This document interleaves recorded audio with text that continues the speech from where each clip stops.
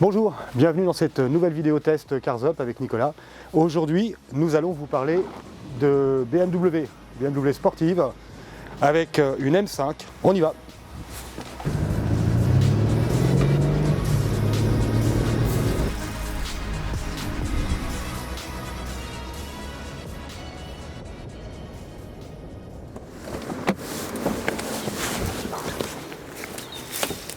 Salut Samuel. Ça va? Très bien et toi? Bon, contrairement à la semaine dernière avec le Clash G où j'étais pas content de te voir, là je suis forcément content de te voir. Ah oui, je crois que t'aimes bien ça. Oui, bah en l'occurrence, c'était la mienne celle-là. Ah, celle-ci était la tienne, justement. Ce modèle spécifique, cet exemplaire était le mien. Donc c'est une auto que je connais, bien. Donc tu vas m'en parler davantage que l'inverse pour Ouais, une fois. on inverse les rôles aujourd'hui. On inverse les rôles alors aujourd'hui. Bon, tu peux quand même en dire un mot de cette auto? Oui, je l'ai peu conduite pour l'instant puisque je l'ai juste ramenée ici. Ouais. Ça a l'air d'être une sorte de couteau suisse. Ça te plaît? Ouais, ça me plaît pas mal, ouais. Un petit peu bruyant à mon goût, un peu démonstratif, mais effectivement ça donne l'impression de tout savoir faire. Le moteur semble avoir une force inépuisable. Voilà. La boîte de vitesse donne l'impression de ne pas avoir de convertisseur de couple tellement les passages de rapport sont nets et francs. Ouais. Et ça a l'air assez incroyable comme engin. Mais tu vas m'en parler davantage. Hein.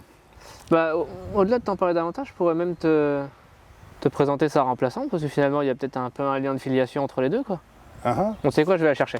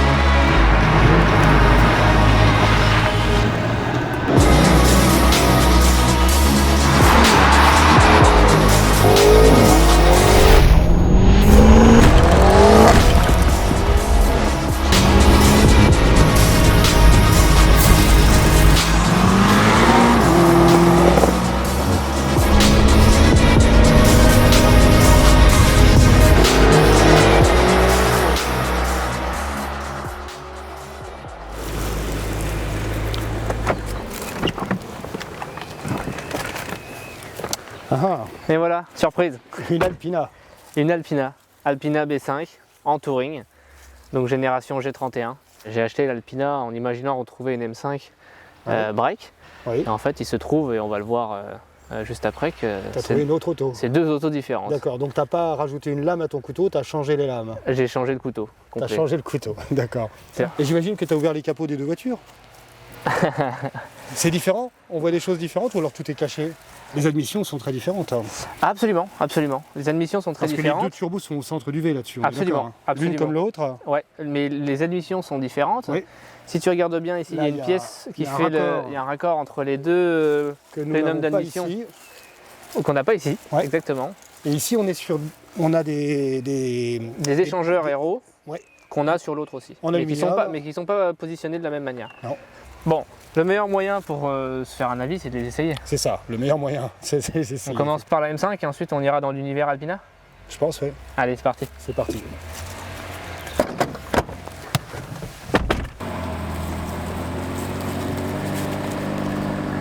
Donc nous voilà partis dans cette BMW M5. Alors BMW Motorsport est une division de BMW qui a été créée dans les années 70 et dont la première création a été la BMW M1 en complicité avec Giugiaro et étonnamment Lamborghini. Et le résultat était une voiture de sport à deux places très réussie, très moderne pour l'époque. D'ailleurs au niveau du style, elle est étonnamment assez peu démodée pour une voiture de cette époque. La deuxième création de la division Motorsport a été la M635 CSI. Et comme son nom l'indique, c'est une 635 CSI avec un M devant. C'est donc pas tout à fait encore une BMW M comme on les connaîtra ensuite. Et la M635 CSI était une 635 CSI équipée du moteur de la BMW M1 avec une injection motronique plus moderne que la KG-tronique des M1 et donnait 286 chevaux-lignes. Et puis ensuite on a eu la M3 4 cylindres sur la base de 30, etc. Et jusqu'à ce genre d'auto, comme celle qui est derrière nous, une M5 F90, génération depuis 2018, qui a connu une évolution en 2020. Cette auto est finalement très classique à l'intérieur, hein. On est vraiment dans une série 5 traditionnelle. Effectivement, c'est beaucoup plus rigide. J'avais un peu oublié à quel point c'était rigide, et là je le sens, on sent la route. Ouais. Et je te confirme qu'on est en confort. Et on est en confort. Les sièges de la M5 sont véritablement conçus comme des baquets. Le dos, les cuisses, tout est maintenu, on ne bouge pas. Et en fait, tu as 3 modes de conduite sur cette auto. Alors d'abord, tu as cette espèce de levier de vitesse que tu retrouves au milieu, qui en définitive est exactement le même levier que les autres. Ils lui ont juste donné un effet boîte manuelle. Et j'aime beaucoup aussi cette fonctionnalité. Un petit coup à droite, on passe en manuel. Ouais. Hop, avec les palettes, hop, voilà. Alors tu peux passer en manuel. Alors là, il y a 2 moyens de se remettre en drive. Soit tu appuies là, voilà. Soit là tu peux passer en manuel en appuyant sur les palettes. Oui, mais dès que tu t'en occupes plus, elle repasse en drive. Absolument. Et en fait, tu peux même faire un truc, c'est que tu te mets comme ça. Et si tu restes appuyé par exemple sur la palette supérieure, tu l'enfonces et tu restes appuyé.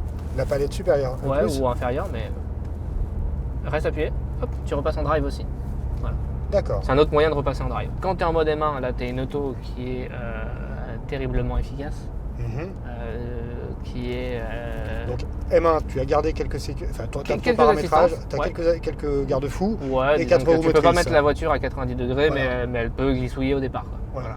Pour résumer simplement. Et 4 roues motrices et boîte méca, enfin boîte en mode manuel. Absolument. Dans cette version, en présence de la première BMW M à 4 roues motrices. Ce qui fait vraiment tout, c'est la transmission intégrale, qui fait que effectivement quand tu mets plein gaz en sortie de rond-point, quand c'est un peu humide et tout, même sans assistance, il y a tout qui passe. Il y a pratiquement tout qui passe. Quoi. Mais avec une gestion de la répartition du couple sur les transmissions qui peut aller de 0 à 100, de 0% vers l'avant à 100% sur l'arrière, cette voiture est paramétrable en pure propulsion, ce qui en fait une voiture extrêmement... une voiture typée très sport, et très amusante si on souhaite exploiter ce type de paramétrage. Alors ce que je t'invite à faire, c'est de te mettre en mode M1. M1. T'as vu 2 fois, hop, voilà, t'as confirmé. Donc là on a une auto qui est un peu plus rigide, là on le sent. Ah oui.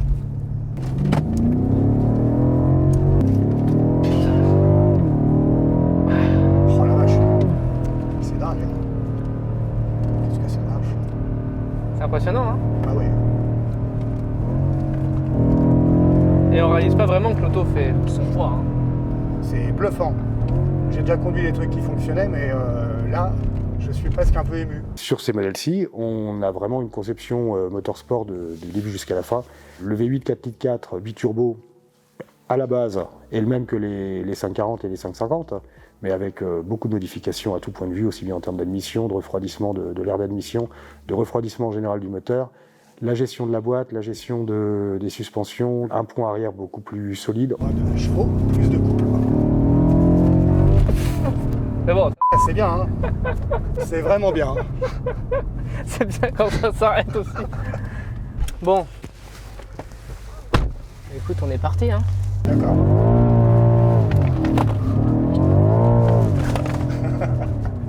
Bon, c'est une petite entrée en matière. C'est pratique pour faire demi-tour. C'est pratique pour faire demi-tour, voilà. N'est-ce pas? Là, tu passes les rapports.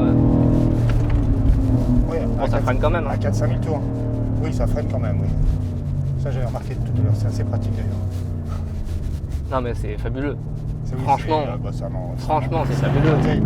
C'est une voiture avec laquelle tu peux rouler tous les jours, tu vois. Ça prend. Tu roules à 1500 tours au quotidien. Et t'as vu, on a un freinage à l'écrasement, hein, à l'enfoncement de pédale. Je sais pas si t'as senti tout à l'heure. Oui, tout à fait. Et ça freine de l'arrière aussi. Et ça freine de l'arrière. Ouais, on le sent ça aussi. Avec la M5, on peut véritablement jouer et s'amuser comme avec une voiture sportive, avec des limites. Sur circuit, c'est quand même une auto qui frise les 2 tonnes, même si ça freine bien. C'est pas une auto qui se prêtera à un usage circuit comme une Porsche pourrait le faire éventuellement. Moteur turbo-compressé, le temps de réponse, c'est hallucinant. Là, on a juste... la seule chose que l'on peut noter, et on vient de le noter, c'est une courbe de couple qui monte très vite au départ. Bah oui. Hein, ce qui permet de ne pas avoir de lag. Hein. Je me remets en mode normal. En mode confort. D'autant plus qu'on n'a plus beaucoup d'autonomie parce que, tu l'auras remarqué, on avait un quart de plein. Et là, on n'a presque plus rien. Et on n'a presque plus rien. Ouais. C'est une auto qui est assez... j'irai pas jusqu'à dire économe, mais raisonnable en conduite normale. Tu peux descendre sur un trajet vraiment normal, mixte. Tu descends aux alentours des 10-11 litres. 10-11 litres, oui. En respectant la limitation de vitesse. Ouais, vraiment, en roulant normalement. Tu fais du 10 litres au 100. Quoi. Donc pour une auto de plus de 600 chevaux, c'est quand même... c'est miraculeux. C'est miraculeux, hein. Et c'est la force de BM. Et 2 tonnes. Et 2 tonnes, et c'est la force de BM, c'est quand même la force de BM de faire des autos économes, quoi. Enfin, là on le voit bien à l'utilisation, hein. L'auto est quand même à la fois très sage et très agréable et très facile dans une... Tu vois, là on est dans une utilisation routière, on peut même mettre l'assistance au cap. Il se trouve que la voiture, si elle trouve les lignes, ce qui n'est pas le cas actuellement, mais d'abord tu as des assistances comme celle-là, tu vois. Oui. Alors ça, je les ai bien remarqué tout à l'heure parce que chaque fois qu'on dévie un peu pour éviter un truc ou je ne sais quoi et qu'on marche... Tu peux le désactiver facilement en appuyant juste sur ce bouton. Hein. Très bien, c'est bon à savoir, je ne le savais pas. Parce que ça fait une petite vibration dans le volant, sinon... Et puis ça te le ramène en plus. Et ça le ramène partiellement. Partiellement, ouais. Tu peux, t'as quand même la main. Ça fait des effets déjà. Alors un truc qui est bien avec cette voiture, c'est que tu peux passer les rapports très tôt. Tu peux passer les rapports très tôt et t'es pas gêné. Parce qu'il y a énormément de couple là. Ouais. Oui, bien sûr. T'as pas besoin de monter dans la zone rouge, pas du tout. Qui d'ailleurs quand elle surchauffe, la zone rouge descend. Donc en fait t'es pas bridé en puissance, mais par contre tu peux plus monter qu'à 6000 ou 5000. C'est une auto qu'on pense de compromis et qui finalement arrive à être très très complète. C'était un peu ce que je voulais dire, c'est qu'en fait avec cette ribambelle de sophistication technique et de garde-fous et d'aide électronique bien calibrée, on a une voiture qui fait, on l'a dit tout à l'heure, quasiment le même job qu'une Porsche. Une 911 turbo. Franchement, il y a des côtés 911 turbo, quoi. Voilà. Sauf que si on regarde derrière, c'est un immense espace qui là est vide, mais qu'on pourrait bien remplir avec des tas de gens, suivi d'un coffre qui permettrait d'emmener les bagages de tout le monde. C'est pas le cas d'une 911. Non. Là, on a, c'est pas tout à fait un taxi, mais enfin, on a une berline. Ah bah, même extérieurement, c'est passe-partout. C'est complètement passe-partout. Et il y a même beaucoup de gens qui n'imaginent pas qu'elle puisse sortir ça, quoi. Au-delà des pare-chocs et des échappements et des jantes, à la limite, on pourrait avoir une 520D Pacem, quoi. Bon, par contre, elle a un truc, voilà. Oui, il y a quelque chose de spécial sur le capot. Sous le capot, ouais. Et on l'a vu tout à l'heure. Et au bout des rotules. C'est-à-dire que tu as une auto qui est incroyable, qui fait à peu près tout, mais t'as pas une auto de sport en tant que telle, t'as pas une auto de course, tu feras pas de circuit avec. On reboot sur ce qu'on disait juste avant. Exactement. Les limites d'un compromis. C'est les limites d'un compromis. C'est-à-dire que finalement, si tu veux une super berline très puissante pour faire de l'autoroute, c'est ça, mais en fait aujourd'hui ça sert plus trop à rien. Dans ce cas-là, pour faire de l'autoroute avec beaucoup de couples pour les reprises, une M550 suffirait amplement. En fait. Exactement. Et en fait, le plus de sportivité qu'apporte la M5 est incroyable. On l'a vu tout à l'heure. C'est bluffant, mais c'est pas au niveau d'une voiture avec laquelle tu pourrais faire du circuit. Donc en fait, ça comble un espace qui n'existe pas, quoi. Donc le positionnement est pas forcément parfaitement juste. Quel est le prix neuf d'une auto comme ça, environ? 130 000 €, je dirais, avec les options. 130 000, 150 000 peut-être. Oui, c'est ça, dans cette tranche-là, quoi. Ouais, aux alentours des 150 000 €. Alors la B5, tu l'as depuis combien de temps à présent? Une semaine. Ah, donc tu la découvres un petit peu. Je la découvre encore, ouais. On peut, à la lecture des caractéristiques, se poser la question de savoir pourquoi BMW et Alpina, qui d'ailleurs sont en train de fusionner, pour quelles raisons Alpina peut bien avoir une justification à proposer des autos qui, sur le papier, ont exactement les mêmes caractéristiques. Je prends le volant et je te laisserai l'essayer quand même un peu après. C'est vrai, t'es trop sympa. Et nous voilà partis dans l'Alpina B5, qui est une auto tout de suite complètement différente. La première voiture préparée par Alpina était une BMW 1500 de la série NK, probablement une E1, mais NK pour Neue Klasse, qui étaient les premières BMW telles qu'on les connaît depuis lors. En 1961, elles ont été présentées déjà avec ce nez de requin, ce double haricot incliné vers l'avant et de phare rond. C'était une berline 4 portes qui existait au tout début en 1500 simple carburateur. Ensuite, il y a eu des 1600, des 1800, des 2 litres. Et BMW et Alpina avaient développé une version sportive de cette BMW 1500 en modifiant la culasse, en y adaptant 2 carburateurs double corps Weber. Et c'est ainsi que l'histoire d'Alpina a débuté.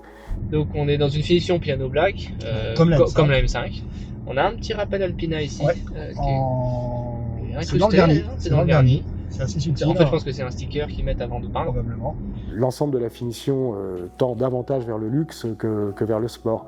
Mais un luxe sportif. On a ici la plaque de production, BMW Alpina B5 biturbo All-Road. Allrad. Alors c'est Allrad, Allrad. Mais pour 4 roues motrices. Quoi. Touring 440, c'est son petit numéro. Alors je pense que c'est le numéro de la voiture, 440. Normalement c'est ça. C'est dire le volume de production. Quoi. Alors ça, c'est très variable. Je me suis un peu renseigné récemment sur Alpina, ça tombe bien. Et certaines voitures sont fabriquées à quelques dizaines d'exemplaires et d'autres à plusieurs milliers. 2005, 3000, c'est très variable. Les propositions d'Alpina qui, sur le papier, semblent surnuméraires par rapport à celles déjà proposées par Motorsport, sont en fait parfaitement logiques. Et du fait des petites productions, puisqu'Alpina vend quelques milliers de voitures chaque année. Et au niveau direction, à ces vitesses-là, quand on roule cool, commande, les choses te semblent similaires? Regarde. C'est difficile à dire. On est sur... Oui, mais l'autre aussi, la direction. Tout ça, oui, mais elle est encore plus assistée. J'ai la sensation, ouais. D'accord.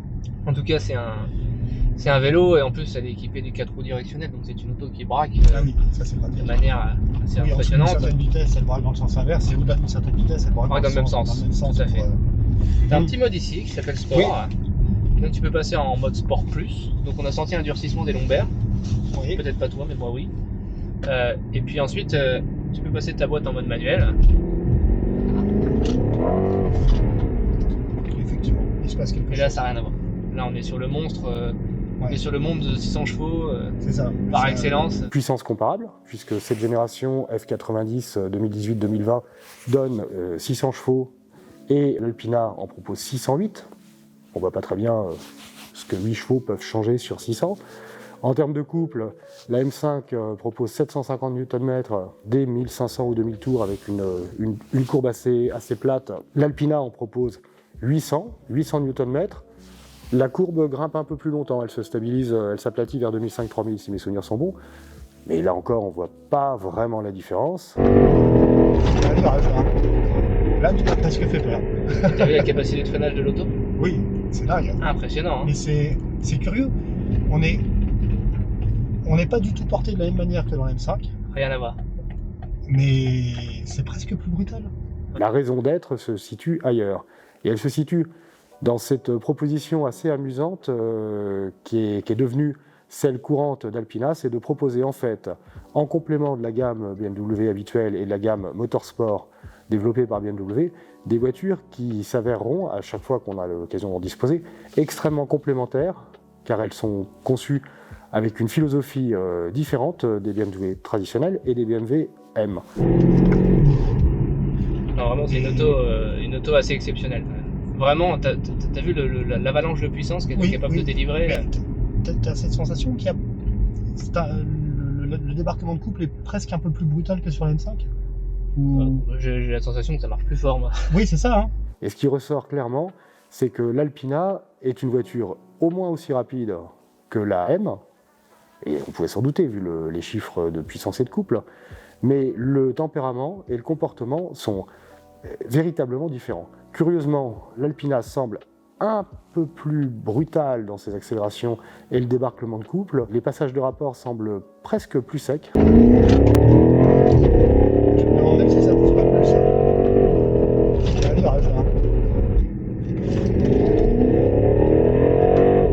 Quelle motricité. Oh la vache.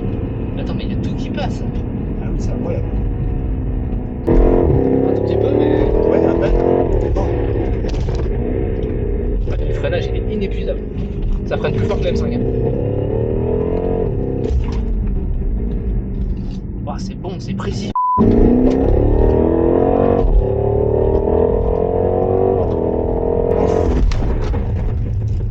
j'ai de la marge au freinage. J'en avais encore. Il y avait pas mal d'ABS là quand même. Hein. La proposition d'Alpina est étonnamment complémentaire de celle de BMW et Motorsport. On a vraiment, pour un tarif similaire à celui de la M5 d'ailleurs, une auto dans laquelle on retrouve le même plaisir lié à la puissance et au couple à des reprises qui sont absolument fulgurantes. J'allais dire, on est collé dans le siège. C'est pire que ça. À un moment hier, sur un démarrage, j'ai vraiment effectué par Samuel, j'ai eu l'impression de prendre une armoire normande dans le dos, qu'on aurait projeté, tellement c'est brutal. En l'occurrence, ces engins sont capables de quelque chose comme 3 secondes 5 au 0 à 100. C'est les accélérations d'une Formule 1 des années 80, c'est hallucinant. Tiens, tu peux t'arrêter sur le tremplin à droite peut-être.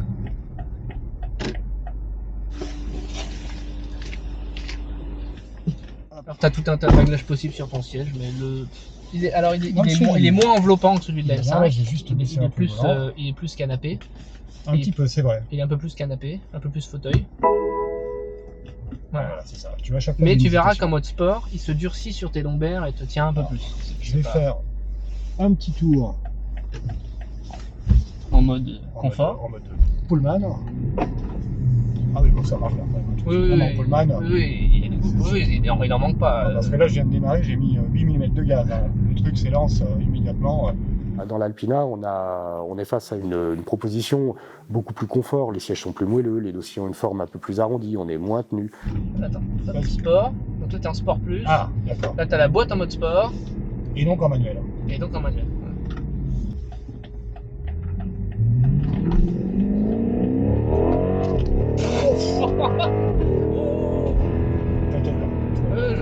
sais, mais moi, ça me décolle de mon...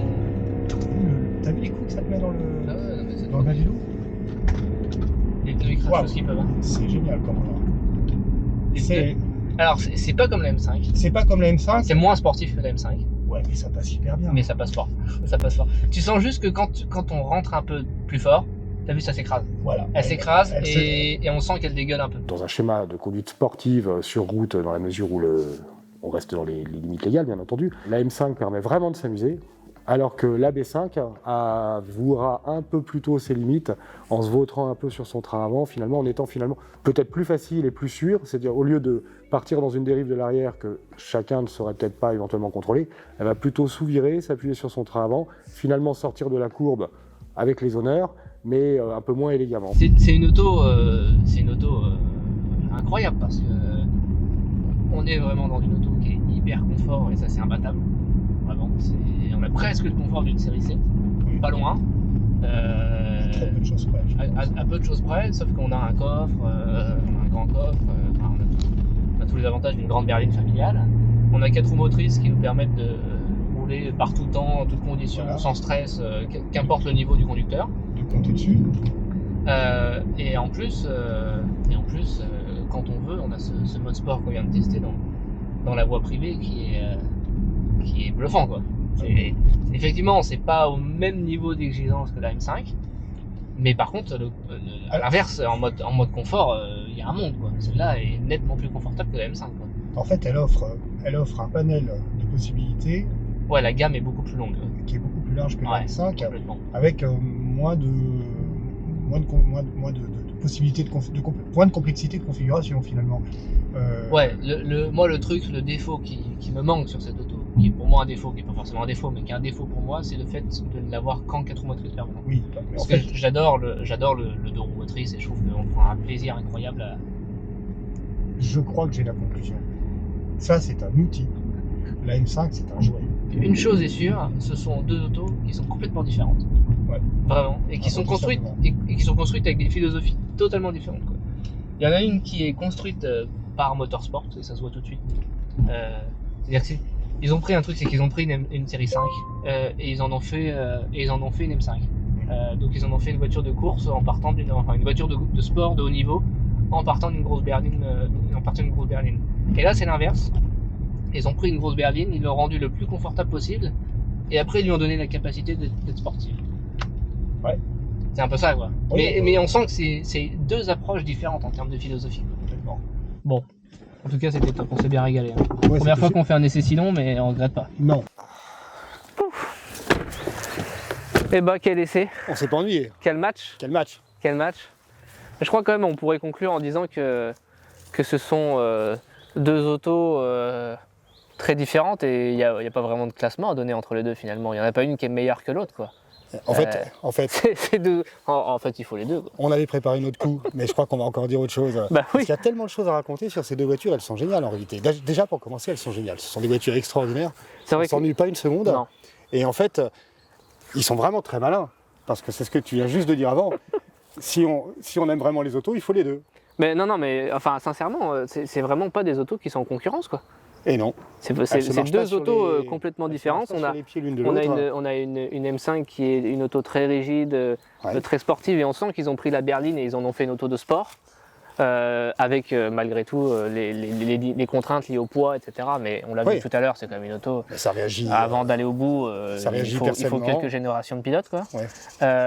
Et en tout cas sur des petites routes comme on a pu avoir tout à l'heure dans la voie privée. Et l'Alpina, c'est l'inverse, quoi. Donc ils ont pris un grand break, ils ont fait une voiture hyper confort, le plus confortable possible, qui se rapproche de la série 7, avec la capacité de devenir un peu brutal, une espèce de petit diable. Une brute sportive avec une. Alors elle est moins fun, elle glisse. Elle est moins fun et elle est moins sportive parce que on l'a senti dès qu'on a eu une conduite un peu plus sportive, un peu plus violente. Elle a le comportement d'une voiture lourde, quoi. Voilà, ce qu'on n'a pas senti dans la M5, quoi. Non, elle se désunit pas, mais effectivement, elle se met à sous-virer, elle est moins joueuse, en fait. Elle est moins joueuse. Mais par contre, malgré tout, pour rouler à des vitesses totalement prohibées de nos jours, à part certains endroits, elle reste parfaite. Ah ouais, c'est une auto incroyable, et si un jour vous avez une poussette à mettre dedans, je crois que c'est parfait. Celle-ci est davantage conçue pour s'amuser. Nicolas, en tout cas, merci beaucoup de m'avoir fait redécouvrir mes autos. Parce que, bizarrement, j'avais jamais tiré ces conclusions-là, et c'est vrai qu'en les roulant, en les essayant de cette manière, les unes après les autres, on se rend compte que ce sont deux autos qui ne sont pas des compétitrices entre elles, mais des sœurs. Ouais. Et ils sont très malins chez BMW. Ils sont très malins chez BMW. Voilà. D'ailleurs, ça a du sens. Exactement. Ça a du sens. À la prochaine. À bientôt. On va remettre ces autos comme d'habitude dans leur garage Cars Up, leur conciergerie Cars Up respective, à Orléans en l'occurrence.